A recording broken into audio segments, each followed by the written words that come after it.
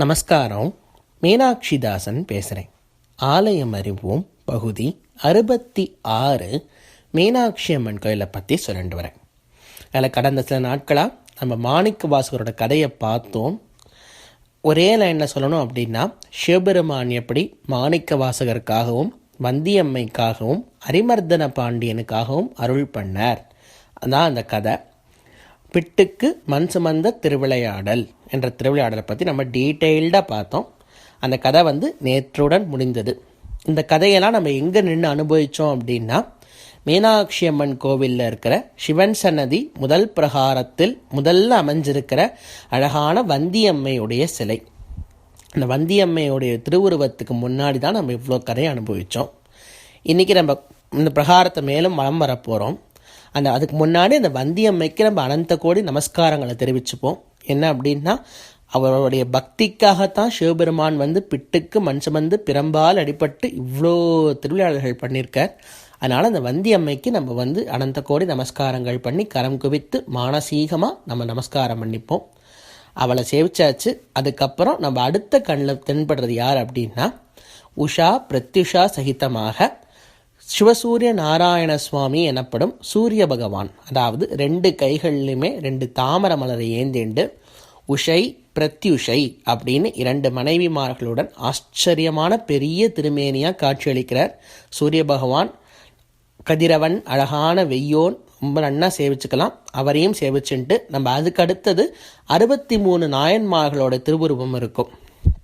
ஒவ்வொருத்தருக்கு பின்னாடியுமே ஒரு பெரிய பெரிய சரித்திரம் இருக்குது. 63 நாயன்மார்கள் கதையை பார்க்க ஆரம்பித்தோம் அப்படின்னா, நான் ஐஸ்புரம் மீனாட்சி அம்மன் கோயிலே இருக்கணும், வெளியிலே போக முடியாது. அந்த அளவுக்கு அதெல்லாம் பெரிய கதைகள். அதனால் நம்ம அப்படி பொதுவாக எல்லாருக்கும் ஒரு பெரிய நமஸ்காரம் பண்ணிப்போம். எப்பெல்லாம் சான்ஸ் கிடைக்கிறதோ அப்பெல்லாம் இந்த நாயன்மார்களோட சரித்திரம் படிப்போம். இந்த நாயன்மார்களுடைய கதைகளை கேட்போம். ஒவ்வொருத்தரோட கதை மணிமணியாக இருக்கும். ஒவ்வொரு கதையிலையும் சிவபெருமான் எவ்வளவோ நிறைய லீலைகள்லாம் பண்ணியிருக்கார். அதனால் அவளோட பக்திக்கெல்லாம் சேர்த்து ஒரே நமஸ்காரமாக பண்ணி பொதுவாக நமஸ்காரம் பண்ணிவிட்டு அடுத்து நம்ம இன்னும் கொஞ்சம் மேலே நகருவோம். அந்த பிரகாரத்தில் அடுத்து நம்ம கண்ணில் தென்படுறது ஆச்சரியமான சரஸ்வதி தேவி. யா குந்தேந்து துஷாரஹாரதவளாம், யா சுப்ர வஸ்திராவிருத்தாம், யா வீணாம் வரதண்ட மண்டிதகராம், யா ஸ்வேத பத்மாசனாய், யா பிரம்மாச்சுத சங்கர பிரதிப தேவை சதா பூஜிதாம், சாமாம் பாரு சரஸ்வதி பகவதியும் அழகான சரஸ்வதி ஸ்தோத்திரம். அந்த ஸ்தோத்திரத்துக்கே அழகாக உருவம் கொடுத்தா எப்படி இருக்குமோ அந்த மாதிரி ஆச்சரியமான அழகான சரஸ்வதி. எதுக்கு சுவாமி சரஸ்வதி இவ்வளோ டீட்டெயில்டாக அங்கே சொல்கிறேன் அப்படின்னா, மதுரை புதன் க்ஷேத்திரம் அப்படின்பா. அதாவது நவகிரகங்கள் தெரியும் நமக்கு. ஆதித்யாய சோமாய மங்களாய புதாயச்ச குருசுக்க சனிபியச்ச ராகவே கேதவே நமக அப்படிங்கிற அழகான ஸ்தோத்திரம் நவகிரகங்களை பற்றி சொல்கிறது. ஒவ்வொரு கிரகத்துடைய பேரை சொல்லி உங்களுக்கெல்லாம் என்னோட நமஸ்காரங்கள் அப்படின்னு அந்த ஸ்தோத்திரம் சொல்கிறது. அதில் புதன் அப்படின்னு ஒரு கிரகம் நவகிரகத்தில் ஒருத்தர். சௌமியன்னு பேர் இந்த புதனுக்கு. ரொம்ப அழகாக இருப்பாராம் அந்த புதன். அவர் இப்போ நவகிரகம்னு எடுத்துனேன்னு வச்சுக்கோங்களேன், நம்ம எல்லாருக்கும் தெரிஞ்சது தான். நம்மளுடைய ஜாதகம் படி பார்த்தா ஒவ்வொரு கிரகமுமே ஒவ்வொன்றுத்துக்கு ரெஸ்பான்சிபிளாக இருக்கும். அதாவது இப்போ சனைஸ்வரன் எடுத்துட்டேன்னு வச்சுக்கோங்களேன், நம்ம எல்லாருக்கும் தெரிஞ்சவராச்சு அவர் தான். அது நம்மளுடைய பிராணகாரகன், அதாவது உயிர் சம்பந்தமான விஷயங்களை ஏதாவது பார்க்கணும் அப்படின்னா சனீஸ்வரனை வச்சு தான் பார்ப்பா. அவருடைய ஆதிக்கம் எப்படி இருக்குது அப்படின்னு தான். அதே மாதிரி கேத்துவுக்கு ஞானகாரக்கண்ணு பேர், ஞானத்து விஷயமா பார்ப்பா. அந்த வகையில் வரும்பொழுது புதனுக்கு வித்யாகாரக்கண்ணு பேர். அதாவது படிப்பு சம்பந்தமான விஷயங்கள் அனைத்துமே புதனை வச்சு தான் பார்ப்பா. அதாவது ஜாதகத்தில் புதன் ஸ்ட்ராங்காக இருந்தார், நன்னா ஆதிக்கம் செலுத்தினார் அப்படின்னா அந்த பிள்ளையோ பொண்ணோ நன்னா படிப்பா. டாக்டராகவோ இல்லை இன்ஜினியராகவோ பெரிய பெரிய படிப்பெல்லாம் படித்து வரத்துக்கு ஒரு டபுள் டிகிரி ட்ரிபிள் டிகிரிலாம் வரத்துக்கு புதன் ரொம்ப ஸ்ட்ராங்காக இருக்கணும் ஜாதகத்தில். அப்படி இருந்தால் தான் அது அந்த ஜாதகம் படிப்புக்கு நிறைய ஒரு உகந்த ஜாதகமாக அமையும். அது நம்ம படிக்கிறோம், அது வேறு விஷயம். முதல்ல நம்ம படிக்கிறது தான் முதல்ல. அது சும்மா அடிஷ்னல் சப்போர்ட் புதன் நல்லா இருக்கிறது.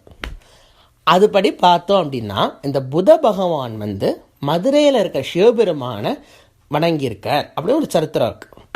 அதனால் மதுரை புதக்ஷேத்திரம், அதாவது புதனே வழிபட்ட சிவபெருமான் என்பதனால் புதனுக்கு வித்யாவுக்கு வித்யாபீட்டமாக இருக்கிற அழகான ஒரு க்ஷேத்திரம் மதுரை.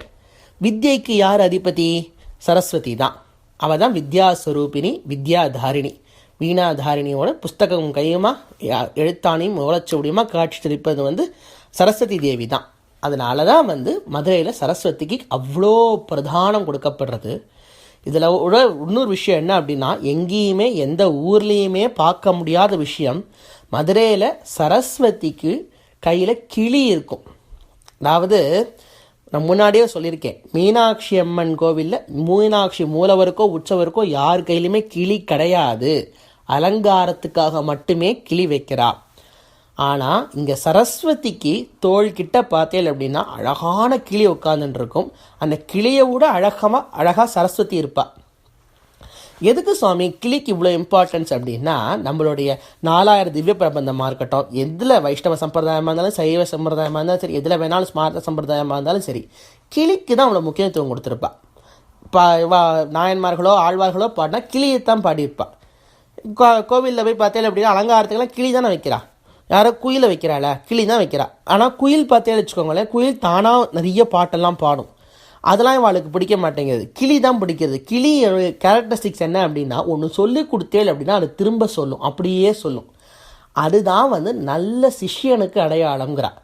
குரு என்ன சொல்லித்தராரோ அதை அப்படியே திரும்ப சொல்கிறது தான் சிஷ்யனோட அடையாளம். அதனால தான் சுகபிரம்ம மகரிஷி கூட கிளி மாதிரி இருப்பார். வியாசரோட பிள்ளை சுகம். வியாசர் வந்து என்ன சொன்னாரோ அப்படியே அந்த பிள்ளை சொன்னார். அதான் பாகவதம் வந்து இந்த பரீட்சித்துக்கெல்லாம் வந்து. ஸோ அதனால் கிளியைத்தான் கொண்டாடுவா. முன்னோர் வழி நடத்தல் அப்படிங்கிற விஷயத்தை வந்து கிளி தான் பண்ணும். அப்படியே முறை தப்பாமல் நடந்து வர்றது கிளி தான். அதனால தான் கிளியை கொண்டாட ஆண்டாள்கெல்லாம் கிளிலாம் வச்சுருக்காரு. அதுதான் காரணம். கிளி வந்து அது அங்கே சரஸ்வதி பக்கத்தில் இருக்குது. அது மாதிரி அம்பாள் சொல்ல அந்த சரஸ்வதி வந்து நீ இப்படி தான் குரு சிஷ்ய பாவத்தில் இருக்கணும் அப்படிங்கிறதுக்காக அந்த கிளியை வச்சு நாங்கள் நிற்கிறா. ஆனால் ஆச்சரியமாக இருப்பா. கையில் வீணை கிடையாது, ஏடும் அக்ஷர மாலையெல்லாம் வச்சுண்டு சாரதை மாதிரி அழகாக சரஸ்வதி இருப்பாள். சரஸ்வதி பூஜையின் போது நிறைய விசேஷமாக அவளுக்கு வந்து தனியாக சரஸ்வதி ஆவாகனம்லாம் பண்ணி நிறைய விழாலாம் கொண்டாடுறா. இருக்கட்டும். இப்போ நான் இதுக்கு முன்னாடி ஒரு விஷயம் சொன்னேன். என்ன அப்படின்னா, மதுரை வந்து புதக்ஷேத்திரம் அப்படின்னு. புதன் க்ஷேத்திரம் தான். அது வந்து நவகிரகங்கள் முகங்கிரகங்கள்லாம் முக்கியம். நம்ம காஞ்சி மகாபிரிவா கூட சொல்லியிருக்கா, நவகிரகங்கள்லாம் முக்கியம், அவளெல்லாம் வந்து நம்ம போற்றணும் அப்படின்னு சொல்லியிருக்கா. ஆனால் அந்த இடத்துல ஒன்று என்ன பண்ணிடுறோம் அப்படின்னா, நவகிரகத்தை மட்டுமே நம்பின்னு இருக்கக்கூடாது. அதாவது நவகிரகமும் நம்மளுடைய வாழ்க்கையில் சில விஷயங்களை பண்ணுறது. அதுக்காக என்ன எடுத்தாலுமே அது நவகிரகம் தான். கிரகக்கோளம் ஆரம்பமே கிரகக்கோளாறு. அதாவது டெய்லி காலையில் ராசி பலன், டெய்லி புஸ்தகத்தை திறந்தால் வந்து ஜாதகத்தை டெய்லி 12 கட்டத்தை பார்க்கறது, இதெல்லாம் வந்து நம்மளுடைய முன்னோர்கள் யாருமே பண்ணதும் கிடையாது. இப்படி பண்ணதுக்கும் அவசியமே கிடையாது. ஏன் அப்படின்னா, இவாளுக்கெல்லாம் மேலே ஒருத்தன் இருக்கான், அவன் தான் இறைவன் சிவபெருமான் இருக்கார், அவரை வந்து பற்றணும். அதாவது ஒரு சின்ன எக்ஸாம்பிள் சொல்லணும் அப்படின்னா, இவாள்லாம் வந்து அவருக்கு கீழே ஒரு ஒரு ஆஃபீஸர் மாதிரியோ, இல்லைன்னா ஒரு ஆஃபீஸர் கூட கிடையாது, அவள் சொல்கிற வேலையை பார்க்கறதுக்கு ஒரு ஆள். இப்போ திருடனே வரான்னு வச்சுக்கோங்களேன் வீட்டில், இவாள்லாம் ஒரு திருடன் மாதிரி கூட வச்சுக்குவோம். அந்த மாதிரி எக்ஸாம்பிள் வச்சுப்போம். திருடன் வீட்டுக்கு வரான் அப்படின்னா அண்ணா வந்து ஒவ்வொன்றா திருடுறான். நீங்கள் என்னென்னு கத்தணும்? போலீஸ் போலீஸ் போலீஸ்ன்னு கத்தினா தான் போலீஸ் வரும், திருடனை பிடிச்சிட்டு போகும். திருடன் தான் நம்மளை துன்பம் தரான். அதே மாதிரி இந்த கிரகங்கள்லாம் நமக்கு அந்த அந்த தேவையான பலன்கள்லாம் துன்பம் மாதிரி தந்துட்டுருக்கு. நம்ம என்ன பண்ணணும்? இவாளுக்கு மேலே இருக்கிற ஒருத்தரை தான் வந்து பிடிச்சிண்டு போலீஸ் யார்? இங்கே பகவான் தான் போலீஸ். அவரை பிடிச்சிண்டாதான் இந்த துன்பத்திலேருந்து நம்ம விடுபட முடியும். இதே ஒரு ஜெயில்னு வச்சுக்கோங்க. ஒரு இன்னொரு மட்டமான எக்ஸாம்பிள் ஒன்று சொல்கிறேன். ஜெயில் போனேன் அப்படின்னா ஜெயிலர்னு ஒருத்தர் இருப்பார், ஜட்ஜுன்னு ஒன்று இருப்பார். ஜட்ஜு காலில் விழுந்தாதான் தீர்ப்பை மாற்றி எழுதுவார். நீங்கள் தண்டனை கொடுக்குற ஜெயிலர் காலிலே விழுந்தேன்னு வச்சுக்கோங்க, அவர் என்ன பண்ணுவார்? அவர் வந்து நம்மளுக்கு தீர்ப்பை மாற்றிட்டாருன்னா அவருக்கும் வேலை போயிடும் சுவாமி. அதனால இந்த கிரகங்கள்லாம் வந்து என்ன பகவான் என்ன நியமிக்கிறாரோ அதைத்தான் பண்ணும். நம்ம வந்து நம்மளுடைய கர்ம பலனால அதை பண்ணிட்டு இருக்கா. நம்ம என்ன பண்ணணும்? பகவானை வேண்டின்னு இந்த கர்ம பலனை போக்கணும். அதுல இந்த புதன் சொன்னேனே, இப்போ புதன் ஞான வித்யாகாரகன்னா அதெல்லாம் ஒத்துக்கிறேன். ஆனால் இவளுடைய கதைகள்லாம் கேட்டு பாருங்களேன், கொஞ்சம் சகிக்காம தான் இருக்கும்.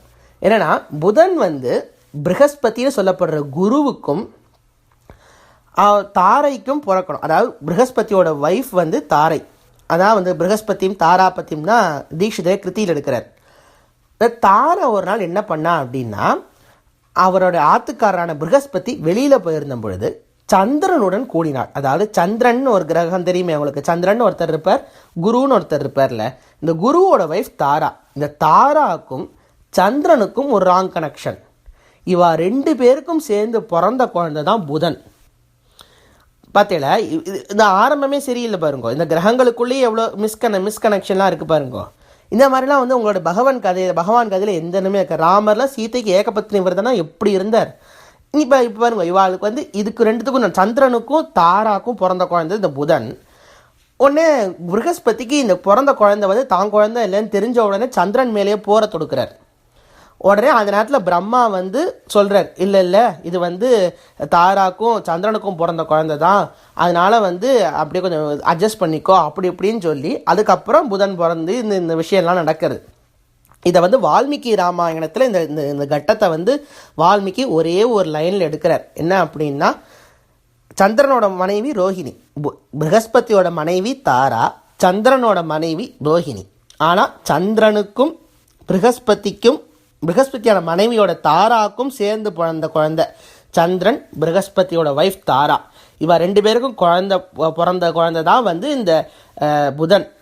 இந்த வால்மீகி ராமாயணத்தில் என்ன எடுக்கிறார் அப்படின்னா, ராவணன் சீத்தையை தூக்கும் பொழுது சீத்தையை வந்து புதன் எப்படி ரோஹிணியை நினச்சானோ அந்த மாதிரி ராவணன் சீத்தையை நினச்சான் அப்படின்னு எழுதுறார். அதாவது புதனுக்கு ரோஹிணி வந்து ஒரு ஸ்டெப் மதர் மாதிரி, அப்பாவுடைய இன்னொரு வைஃப். அந்த பாவத்தில் தான் வந்து ராவணன் சீத்தையை தூக்கினா அப்படின்னு எழுதுறார் வால்மீகி. அதுக்கு ஏன் எழுதுறாருங்கிறதுலாம் இன்னொரு சந்தர்ப்பம் வைக்கும்போது க்ளீனாக சொல்கிறேன். இதை வந்து தீட்சிதர் கூட கிருத்தியில் எடுக்கிறார். புதன் இதில் வந்து சந்திர தாரா சுத்தம் அப்படின்னு அவரே போட்டிருக்கார். அவருக்கே இந்த மிஸ்கனெக்ஷன்லாம் தெரிஞ்சு அவரே போட்டிருக்கார். அதனால் வந்து ப்ரகஸ்பதி என்ன சபிக்கிறார் அப்படின்னா, என்னோட பொண்டாட்டி தப்பான காரியம் பண்ணி பிறந்தையே, அதனால் வந்து நீ வந்து ஒரு நியூட்ரல் ஜெண்டராக போயிடுவான்னு சொல்லி சபிக்கிறார், சாபம் போடுறார். இவ்வளோ குழப்பங்கள் இந்த கிரகங்கள் நம்ம குழப்பது மட்டும் கிடையாது, அதுகளுக்குள்ளேயே இவ்வளோ குழப்பம். அதனால் கொஞ்சம் இவாளை விட்டுட்டுன்னா அப்படியே விட்டுறது. நம்மள நவகிரக ஹோமம் இருக்குது, நவகிரக சாந்திலாம் இருக்குது, இவாளெலாம் போற்ற தகுந்தவா தான். ஆனால் இவாளுடைய கஷ்டத்திலிருந்து நம்மளை விடுவிக்கிறதுக்காக பகவான் ஒருத்தர் இருக்கார். அவரை பற்றிட்டோம், ஒரு ஹையர் அத்தாரிட்டியை பற்றிட்டோம், ஒரு கம்பெனியோட எம்டியவே நீங்கள் பிடிச்சுட்டேன் அப்படின்னா கீழே வேலை பார்க்குற சின்ன சின்ன இதெல்லாம் வேண்டவே வேண்டாம். நமக்கு இவாள் பக்கமே நம்ம திரும்ப வேண்டாம். ஆழ்வார்கள்லாம் பாடுறா, நான் யமனோட தலையில் காலை வச்சு போவேங்கிற பகவத்பாதாள் சொல்கிறார். இந்த கோவிந்தான்னு ஒரு தடவை சொல்லுங்க, யமேனன சர்ச்சா தஸ்ய யமேனன சர்ச்சா அப்படிங்கிறா. வாழ்க்கையில் யமனோட பேசுறதுக்கான சந்தர்ப்பம் கூட உங்களுக்கு வாய்க்காதுங்கிறா. அந்த மாதிரி இந்த கிரகங்களோட நம்மளுக்கு வந்து இந்த இதுவே இருக்காது. ஆஞ்சநேயரையோ இல்லை ஒரு இவரையோ பகவானையோ இல்லை கிருஷ்ணரையோ இல்லை ராமரையோ இல்லை சிவபெருமானையோ மீனாட்சியோ யாரை பற்றினா கூட உங்களுக்கு இந்த கிரகங்களோட பக்கமே நீங்கள் திரும்பி பார்க்க வேண்டாத அளவுக்கு அவள் கொண்டு விட்டுடுவாள். ஆனால் புதன் க்ஷேத்திரம் தான் ஒத்துக்கிறேன், வித்யாகாரகன் புதன் கரெக்டு தான். ஆனால் இப்போ அதுக்கு சரஸ்வதி அங்கே சேவிச்சிட அப்படின்னா தானாகவே உங்களுக்கு படிப்பு கொடுக்கும். சரஸ்வதி பாப்பா படிப்பை கொடு அப்படின்னா புதன் ரெடியாக வந்து நிற்பான் கியூவில் படிப்பை கொடுக்கறதுக்காக. புதன் கொடுக்குறவனையும் சேவிக்கணும், அதுக்காக அவன் பின்னாடியே போயின்னு இருக்கப்படாது. நம்ம புரிஞ்சிருக்கும்னு நினைக்கிறேன். நம்ம எப்போவுமே வந்து மேலே இருக்க வாழை பற்றிட்டு கீழே இருக்கிற கிரகங்களுக்கு கொஞ்சம் இம்பார்ட்டன்ஸ் கம்மியாக கொடுக்க ஆரம்பிப்போம். ஆனால் அவளையும் நம்ம சேர்த்து வணங்குவோம். நம்மளுடைய ஸ்மார்த்த சம்பிரதாயத்தில் பார்த்தா இதில் கூட வந்து சந்தியாவந்தனத்தில் கூட வந்து நவகிரகங்களுக்கு அர்க்கியம் விடுறதுலாம் கூட வரும். ஆனால் அதெல்லாம் அதோடு விட்டுப்போம்.